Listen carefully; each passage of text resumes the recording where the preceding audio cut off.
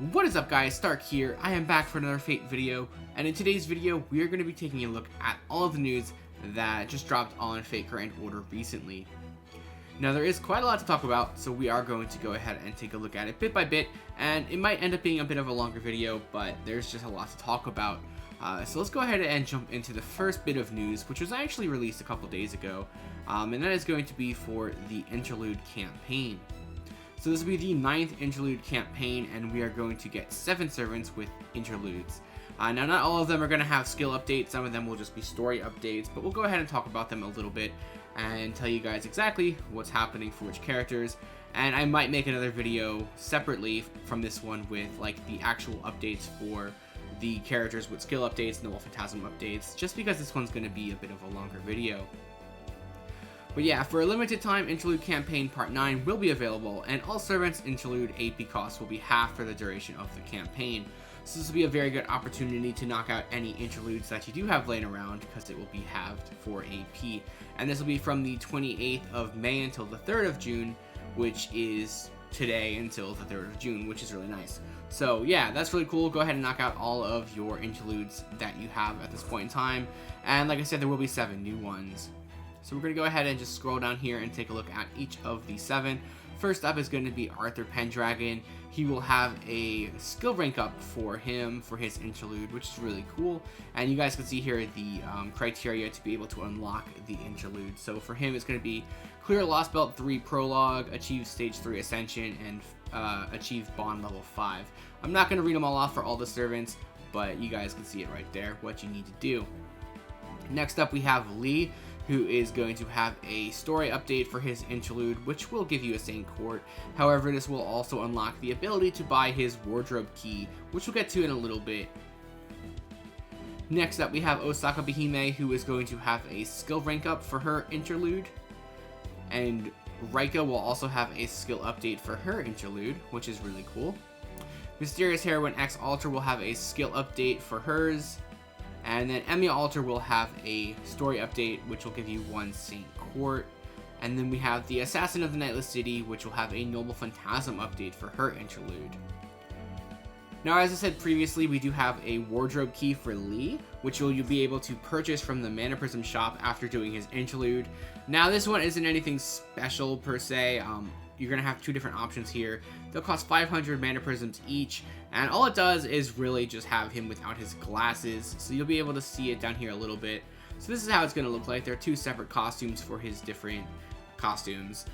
So yeah, he'll just have him without his glasses. So, you know, if you're there for completionists, you can pick those up, and they're classified as like a simple Spiritron dress. So there really isn't anything too special here, but it does change up everything for him without his glasses, so there you go. And then we also do have a interlude campaign, which will feature all the interlude servants. So we'll go ahead and take a look at that. Really, I don't think you should be pulling on this at all. But here you go. Here are the dates for the pickup servants. So you have Asako Bakume and Lee Shuin from the 28th to the 29th. And then from the 29th to the 1st of June, you have Lee Shuin by himself. And then Asako Bakume takes the place of that until June 4th. And then they're both going to be rated up again after that. And then the 4 stars, Emiya and the Assassin of the Nightless City, you know, you guys can see it right here. They're rated up all the days, which is kind of interesting that Arthur's not rated up on here, but oh well, that would have made more sense. Anyway, I think this is a skippable banner because other stuff is coming around the corner. Actually, it is weird that they don't have all the servants on here. So it's not all of them, it's just 4 of the servants that are rated up. So they'd be, I guess it would have been better, yeah, if they would have put Rika on and Arthur, even if they put on Mysterious Heroine. I mean, she just had a rate up, but anyway, yeah, okay. Don't pull on that banner. Not worth it. So we're going to skip this bottom one here. That one's really important, so we'll talk about it a little bit later. So we do have the Lostbelt number 4 pre-release campaign. And of course, we're going to have a Call Dia broadcast for that. That is going to be on June 2nd, which I should be able to live stream that. So definitely feel free to stop by my Twitch channel and see the live stream reaction to all of the Lostbelt 4 news, which obviously is going to be. So yeah, that'll be really cool. We do have a couple guests down here. Nobunaga Shimazaki and Aoyuki. So yeah, be really cool. to see those guys there, see what they have to say, and see what it's all about. Not much else to really talk about here, just letting you guys know that this is going to be a thing, and there is a social media campaign, so if we get enough likes and retweets, we'll get 5 Saint Quartz. So that'll be really cool. So I'm really excited for this one, and hopefully I'll see you guys there on June 2nd. So next up, we do have a pre-release campaign for Lostbelt number 4, the final Dark God. So if you don't know, Lostbelt 4 brings out Arjuna Altar, which you guys can see on my screen right now, because he is the background image that I'm going to be using for the duration of Lostbelt 4's events and campaign period. But yeah, so Arjuna Altar is coming. He's probably the biggest must-have character, especially in this batch, but of the year, maybe? Question mark. I guess it is debatable, but he is one of the most sought-after servants in the game, and he's finally going to be coming out. So yeah, save your Saint Quartz and try and get him. He's really good.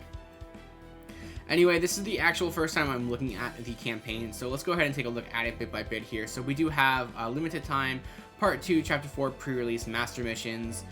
So we have a bunch of master missions going to be added for a limited time, and you'll be able to get 10 Saint Quartz.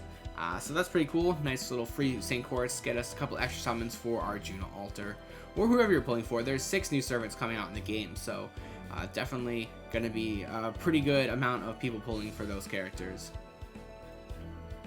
Main quest part 1 AP cost is 1/4 for a limited time.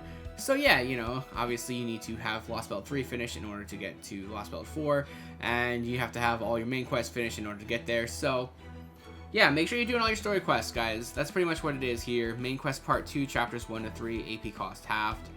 So yeah, you know, this is just cutting the stamina for you guys to get up to where you need to be to catch up in this story. Part 2 free quests, AP cost is half until first clear, after clearing part 2, chapter 3. Okay, that's pretty cool. I definitely gonna take advantage of this because I have to do a bunch of free quests. I really slack at doing free quests, but you know, with half AP cost, definitely really good opportunity to do that. And this does come with its own summoning banner. So let's go ahead and take a look at that. We have Arjuna and Rama rated up on the banners. But yeah, so Arjuna, sorry buddy, no one wants you. We all want Arjuna Altar. So yeah, this is another skippable banner in my opinion. Don't fall for the traps, guys. Yeah, we're gonna just skip that. So yeah, that is the major news for this. And now I did see this, and I want to look at it. So it says action taken against activities violating the terms of use. So it does look like Fate is cracking down on people breaching the terms of service. So yeah, activities such as real money trading, real money purchases on their behalf, transferring of an account to a third party, illegitimate refund claims, and analyst alteration of game data are forbidden under the Fate Grand Order terms of use.